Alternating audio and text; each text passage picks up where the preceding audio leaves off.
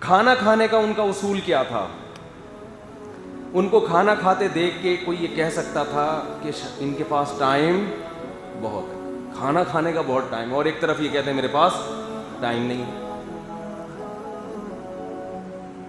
وہ کیسے کھاتے تھے وہ خود بتایا کرتے تھے کہ میں جب دسترخوان پہ بیٹھتا ہوں تو پہلے آ کے بیٹھ جاتا ہوں کھانا آنے سے پہلے۔ کیوں؟ اس کی ایک اپنی لذت ہے، بھوک لگ رہی ہو اور انسان کھانے کا انتظار ابھی آنے والا ہے۔ فرمایا اس پہ اللہ کا شکر ادا کرتا ہوں، اے اللہ کتنی کھانا کھانے سے پہلے جو نعمت ہے وہ کھانے کے انتظار کی نعمت ہے۔ آج اس انتظار کی نعمت اس لیے نہیں رہی ہے کہ بھوک لگی نہیں رہی ہوتی پھر بھی کھا رہے ہوتے ہیں نا۔ کبھی تمیز سے بھوک لگے پھر کھانے کے انتظار میں بیٹھو، مزہ نہ آئے پیسے واپس، مجھے فون کر دیں میں پیسے واپس لے کے آ جاؤں۔ صاحب اتنی شدید بھوک لگ رہی تھی اور کھانے کے انتظار میں بیٹھے، مزہ پھر بھی نہیں آ رہا، تو آپ نے اگر مجھے پیسے دیے ہوں گے تو میں لوکیشن بھیج دیے گا، میں واپس بھجوا دوں گا آپ کے پیسے۔ ہم بھی بڑے ہوشیار ہیں نا، ہم لیے نہیں پیسے کسی سے الحمدللہ۔ تو وہ انتظار میں بیٹھتے تھے کہ اب کھانا آئے گا۔ اب ان کے اس اسٹائل کو دیکھ کے کیا لگے گا کہ یار ان کے پاس تو ٹائم بولو، ادھر کہہ رہے تھے ملنا نہیں ہے یہ نہیں، اور کی تو بیٹھے ہیں بڑے آرام سے۔ پھر فرماتے ہیں جب کھانا آتا ہے تو ایک ایک لقمے کو اچھی طرح چباتا ہوں لذت کے ساتھ۔ آپ جلدی جلدی نگل لیں تو کھانے کا تو چبانے کے دوران مزہ آتا ہے، نگلنے کے بعد تو گیا ہے نا وہ۔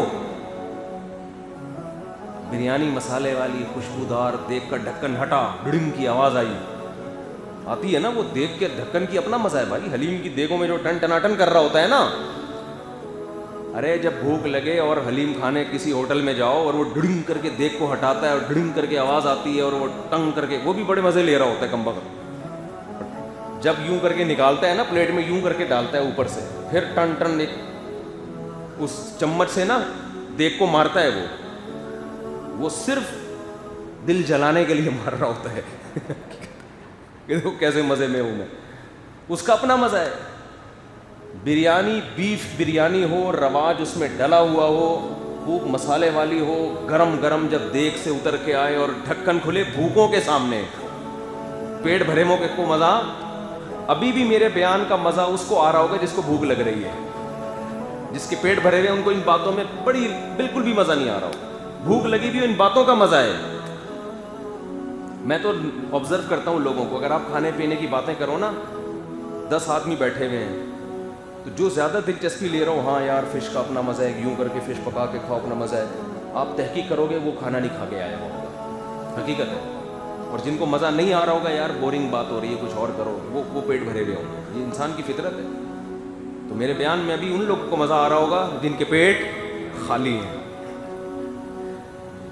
تو جب بریانی کا ڈھکن ہٹتا ہے اور دیگ سے خوشبو کے جھونکے نکلتے ہیں، کاکڑ دنہ ہوتا ہے کہ نہیں ہوتا؟ کاکڑ دنہ کا شان نزول پتہ ہے؟ کاکڑ دنہ بھائی جب قوالی شروع ہوتی ہے نا تو آرام آرام سے ہوتی ہے، اس میں لوگوں کو مزہ نہیں آ رہا ہوتا۔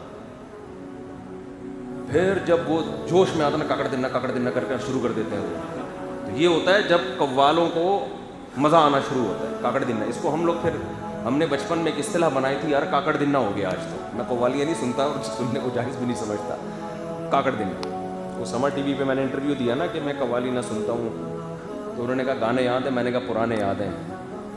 کسی نے لکھا ہاں گانے یاد ہیں، قوالیاں کیا ہیں لوگ چھوڑتے نہیں ہیں۔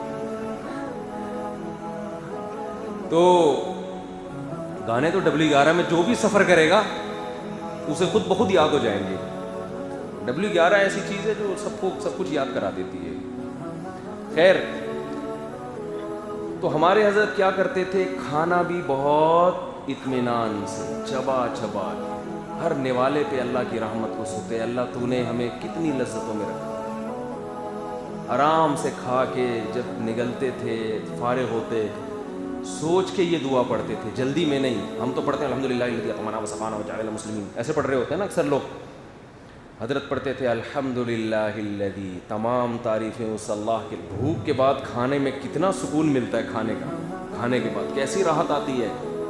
الحمدللہ الذی، تمام تعریفیں اس اللہ کے لیے، بھائی ویڈیو نہیں بناؤ، اس اللہ کے لیے ہیں، اطعمنا، جس نے ہمیں کھلایا۔ انگریز کھائے گا ڈکار مار کے نکل جائے گا، زیادہ زیادہ تھینک یو اس کو کہہ دے گا جس نے برگر اس کو دیا ہے، وہ بھی فری میں نہیں، پیسوں میں دیا ہے، تھینک یو ویری مچ، بس۔ باقی اللہ کون ہے کیا ہے ان کو اس سے کوئی غرض نہیں ہے۔ ہم تو کہتے ہیں بھائی یہ سب کچھ، یہ چاول جس سے بریانی مسالے والی بنی تھی، ان میں قرآن کہہ رہا ہے ما کان لکم ان تنبتوا شجرہا، ایک چیز بھی تم نے اپنے ہاتھوں سے پیدا نہیں کی ہے، ایک چیز بھی نہیں، کوئی ایک چیز بھی ایسی نہیں ہے جو کسی کارخانے میں پیدا ہو رہی ہو۔ شکلیں تبدیل ہو رہی ہیں کارخانوں میں، پیدا نہیں ہو رہی۔ مسالے دار کمپنی وہ بہت سے مسالے جمع کر کے پیس کے بنا دے گی، وہ پیدا کس نے کی ہیں؟ اللہ پیدا کر رہا ہے۔ ایک ایک چیز ما کان لکم، تمہارے بس میں ہی نہیں ہے، طاقت ہی نہیں ہے کہ تم اپنے ہاتھ سے ایک درخت بھی پیدا کر کے دکھا دو۔ ایک ایک چیز خدا نے پیدا کی، ان کو ملایا، اور شدید بھوک ہمیں لگائی ہے۔ بھوک کا لگنا اللہ کی نعمت ہے، کتنی بڑی نعمت۔ آپ کے بحریہ ٹاؤن میں 10 پلاٹ ہوں لیکن آپ کو بھوک لگنا ختم ہو جائے، اور کوئی کہے کہ یہ 10 میرے حوالے کر دے تو بھوک لگے گی، دو گے کہ نہیں دو گے؟ سب کچھ بیچ دو گے آپ، بولے یار بھوک کی نعمت چاہیے۔ یہ کروڑوں کی جائیدادیں جن پہ ہم فخر کرتے ہیں، یہ اللہ کی جو وہ نعمتیں جو ہماری فطرت کا حصہ ہیں، ان کے مقابلے میں ان کی اوقات 2 ٹکے کی بھی نہیں ہے۔ کتنا مزہ آتا ہے شدید بھوک کے وقت کھانا کھانے کا، کتنا مزہ آتا ہے۔ تو فرماتے تھے جب میں کھاتا ہوں کتنی تسلی سے، الحمدللہ الذی، تمام تعریفیں اس اللہ کے لیے، اطعمنا، جس نے ہمیں کھلایا، وسقانا، جس نے ہمیں پلایا۔ کھانا پینا ساتھ ہی ہے۔ یہ جو کہتے ہیں نا کھانے کے بعد پانی نہ پیو، تو یہ کوئی سنت عمل نہیں ہے، اس دعا سے بھی پتہ چلتا ہے، اور کھانے کے بعد ہی پانی کا مزہ ہے، لیکن یہ اس صورت میں ہے کہ کھایا سنت کے مطابق۔ جتنا آج کل کھایا جا رہا ہے تو اس کے بعد پانی کی جگہ نہیں ہوتی، پانی خود کنفیوز ہوتا ہے کہ میں جاؤں کہاں، چلا تو گیا ہوں کافی ٹائم وہ جگہ بنانے میں لگاتا ہے، پھر وہ جا کے چاولوں کو پھلا دیتا ہے۔ چاول کہتے ہیں بڑی مشکل سے ہماری جگہ بنی تھی، اب اس نے آ کے ہمیں اور پھلا دیا ہے، تو اب وہ ظاہر ہے پھر وہ دائیں بائیں کھانچوں میں جا کے سڑے گا، پھر وہ جب سڑے گا تو پھٹے گا ایک دن۔ ایک حد تک ہر چیز برداشت کرتی ہے، فیٹ پیدا ہوگا، پھر ایک دھماکے کے ساتھ آپ ایک دن بغیر کسی بم دھماکے کے پھٹ جائیں گے، جو کہ پھٹ رہے ہیں لوگ۔ حدیث میں آتا ہے پیٹ کے 3 حصے کرو، ایک حصہ ہوا کے لیے چھوڑو، سانس بھی لو نا اتنا کھاؤ کہ تمیز سے سانس لے سکو، اور ایک حصہ پانی کے لیے چھوڑو، تو پھر ہے کھانے کے۔ لیکن آج کل جس اسٹائل سے کھایا جا رہا ہے تو پھر کھانے کے بعد پانی نہیں پینا چاہیے، اس نعمت سے لوگ محروم ہو جاتے ہیں، اور محروم ہونا چاہیے کیونکہ اتنا پھوڑ رہے ہیں۔ لیکن آپ سنت کے مطابق خوب چبا چبا کے لذت لے کے کھائیں گے تو 1/3 میں ہی پیٹ آپ کا بھر جائے گا، آپ کو محسوس ہوگا، کیونکہ اسپیڈ سے کھاتے ہیں نا، یہ زیادہ کھا لیتے ہیں۔ دعا پڑھتے تھے اس جس اللہ نے ہمیں کھلایا، ہمیں پلایا، وجعلنا مسلمین، اور سب سے مزیدار کام ہمیں مسلم بنایا۔ غیر مسلم ہوتے تو کھا کے اللہ کا ایسا شکر ادا نہیں کرتے، کھاتے اور ڈکار مار کے سو جاتے پوستیوں کی طرح، نہ فجر کی نماز، نہ ظہر کی نماز، نہ اللہ کا نام، نہ آخر میں اللہ کی حمد و ثنا۔ خدا کی قسم، جن کے دل میں اللہ کی ذرا سی معرفت ہے، انہیں بھوک کے وقت کھانا کھانے میں وہ مزہ نہیں آتا جو کھانے کے بعد یہ دعا پڑھنے میں مزہ آتا ہے۔ یہ دعا میں زیادہ مزہ رکھا ہے اللہ نے، اور یہ مزہ صرف مسلمانوں کے لیے ہے، ایمان والوں کے لیے ہے۔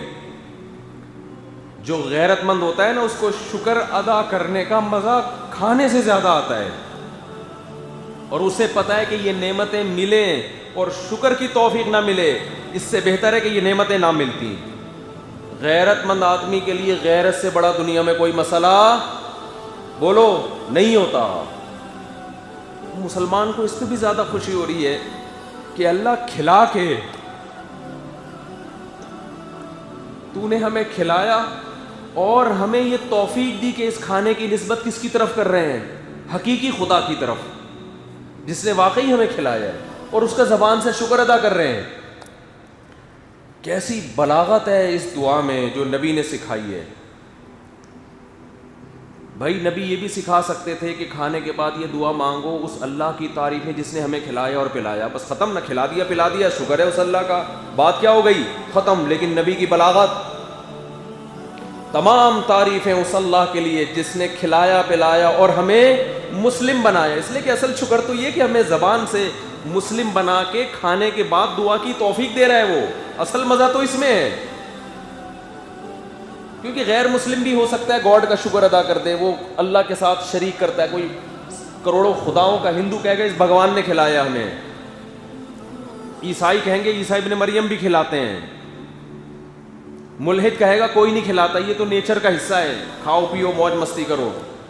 ہم کتنے خوش قسمت ہیں کہ خدا کا انکار بھی نہیں کر رہے اور مان بھی اس خدا کو رہے ہیں جو حقیقی خدا ہے, پتھروں کے بنے ہوئے بتوں کی تعریفیں نہیں کر رہے. تو اتنی تسلی سے کھاتے تھے, اور پھر کھانے کے بعد اب کوئی دماغی کام, بول لو یار, جملہ مکمل کر لیا کرو. کھانے کے بعد کوئی دماغی کام نہیں کرتے تھے. اب کھانے کے بعد آرام, اگر رات کا کھانا ہے تو کچھ دیر واکنگ, کچھ دیر چلیں گے پھریں گے, اس کے بعد سو جائیں گے. دوپہر کا کھانا کھایا ہے, قیلولہ کرنا ہے, آدھا پونا 1 گھنٹہ سونا ہے. ان کی اس ترتیب کو دیکھ کے کوئی یہ کہے گا کہ ان کے پاس ٹائم نہیں ہے؟ ابے ان کے پاس تو بہت ٹائم ہے. کھانے کے بعد ان سے کوئی مسئلے کی بات کرو, کوئی کتاب لے کر آؤ, پڑھتے نہیں بھائی ہے بھائی, یہ تو بہت فارغ آدمی. ہم نے تو سنا تھا اتنا ٹائم ہے, ہر وقت علمی بس کتاب میں اور علمی مشغلے میں, اور ہر وقت دماغ کھائے بھی.